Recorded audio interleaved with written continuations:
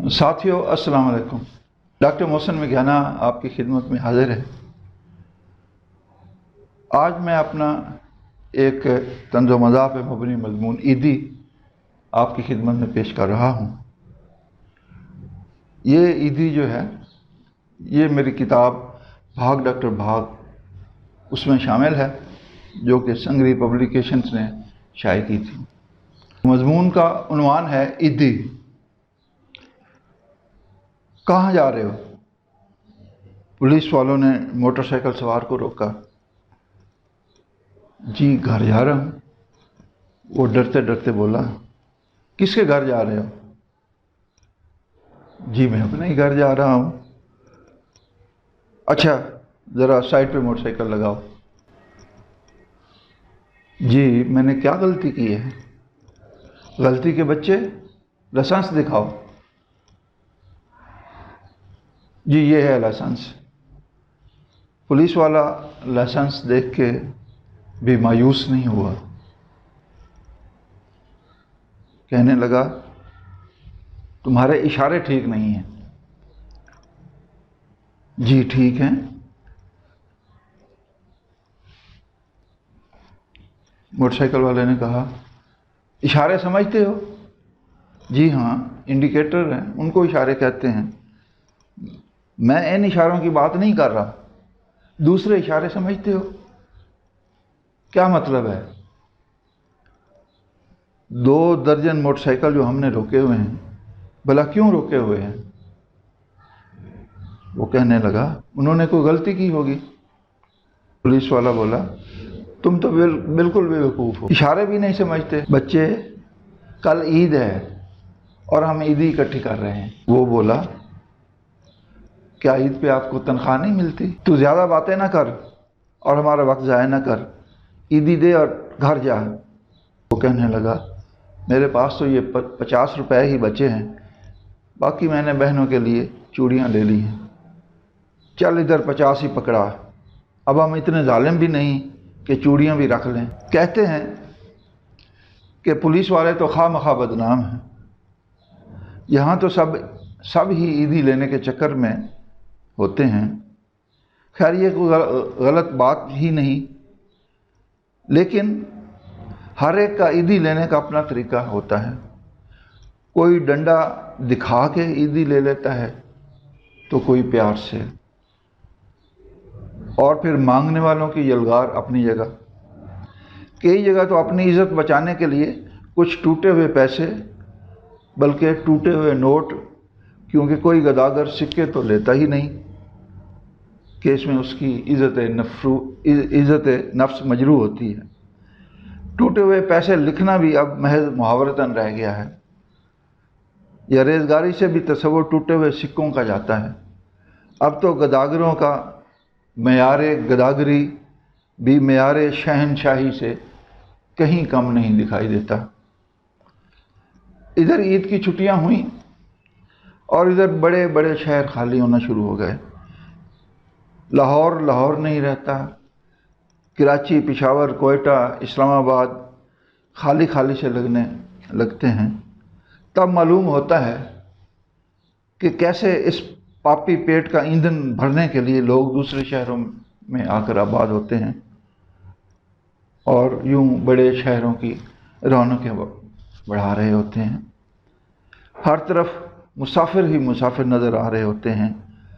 ऐसा मंज़र या तो तबलीगी जमात के इज्तिमा के दिनों में नज़र आता है, या फिर ईद की छुट्टियों पर की इब्तिदा में। जिन्हें अल्लाह ने अपनी गाड़ियाँ अता की होती हैं, उन्हें इन मुसाफिरों के दुख का भला क्या अंदाज़ा हो सकता है।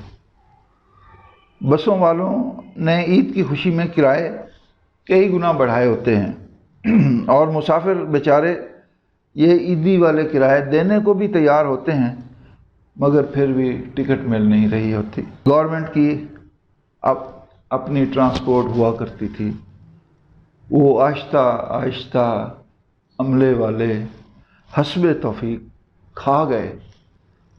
किसी के हिस्से में बस का टायर आया, किसी के हिस्से में सीटें, किसी के हाथ एक पुर्जा तो किसी के हाथ दूसरा। आखिर सब बेकार होकर ईंटों पे खड़ी हो गईं। हुकूमतें भी ऐसी आती रहीं जो खुद बेटायर होती और मजबूरियों की ईंटों पे खड़ी होती, या फिर मांगे हुए टायरों पे अपनी बस को चलाने की कोशिश करती। फिर कोई ना कोई सियासी टायर पंक्चर होता रहता और पंक्चर लगवाने के अमल से गुजरने के बाद वो हुकूमतें फिर से आज़म सफ़र होती। अब आखिर दुकानदारों के भी बच्चे होते हैं और फिर माशाअल्लाह खासी तादाद में होते हैं, इसलिए उन्हें भी ईदी की ज़रूरत होती है। यूँ ईद की खुशी में बादल नखास्ता उन्हें चीज़ों के दाम बढ़ाने पड़ते हैं। आखिर बेचारे मजबूर जो ठहरे। यूँ इस ईदी के चक्कर में सारे ही मजबूर होते हैं और सब किसी न किसी सूरत में एक दूसरे को इस पुरमुसर्रत मौका पर लूटते हैं ताकि वो हंसी खुशी ईद मना सकें। बच्चों की खुशी ईद के मौके पर दीदनी होती है, जबकि बड़ों की खुशी न जाने कहाँ गायब हो गई होती है। तभी तो कहते हैं ईद का मज़ा सिर्फ उस वक्त तक आता है जब तक ईदी लेनी होती है।